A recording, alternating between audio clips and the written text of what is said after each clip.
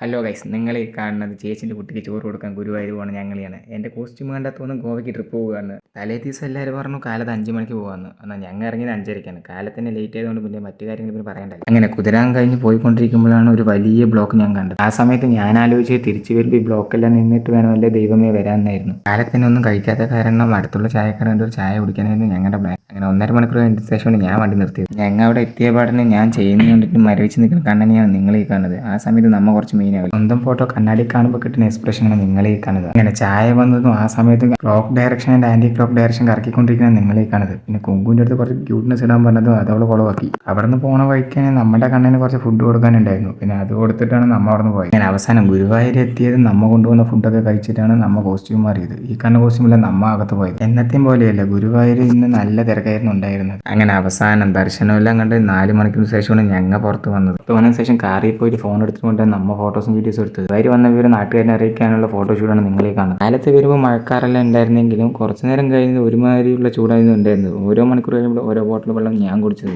ഒരു വീഡിയോസ് എടുക്കേണ്ട ഗ്യാപ്പിൽ എൻ്റെ കൂടെ വന്ന ആൾക്കാരെ മിസ്സായി തിരയുന്നതാണ് നിങ്ങളീ കാണുന്നത്. അങ്ങനെ തിരയുന്ന സമയത്ത് ഒരു ചായക്കട കണ്ടത് ഉച്ചയ്ക്ക് 2 മണിന്ന് കൂടെ നോക്കിയതായിരുന്നു ഒരു ചായ ഞാൻ കുടിച്ചു. അങ്ങനെ ചായ കുടിച്ച പാടന്നെ ഞാൻ വീണ്ടും മിസ്സായ ആൾക്കാരെ തപ്പാൻ തുടങ്ങി. അങ്ങനെ അവസാനം അവരെയൊക്കെ കണ്ടുപിടിച്ച് ഞങ്ങൾ പോയി ഞങ്ങളുടെ അടുത്ത സ്പോട്ടിൽ കയറി. അങ്ങനെ അടുത്ത് ഞങ്ങൾ പോയത് വടക്കുന്നാഥൻ ടെമ്പിളിലേക്കായിരുന്നു. പോകുമ്പോൾ തന്നെ ഒരുമാതിരിയുള്ള ക്രൗഡായിരുന്നു അവിടെ ഉണ്ടായിരുന്നു. അടുത്ത മാസം തൃശ്ശൂർ പൂരം ആയതുകൊണ്ട് തന്നെ അതിനുള്ള ഒരുക്കങ്ങളായിരുന്നു അവിടെ ഉണ്ടായിരുന്നത്. അങ്ങനെ ഞങ്ങൾ അവിടെ നിന്ന് തൊഴുത്തിറങ്ങിയതും കുറേ വീഡിയോസും ഫോട്ടോസും എടുത്ത് ഞങ്ങൾ നേരെ പോയി വീട്ടിലേക്ക് പോകും.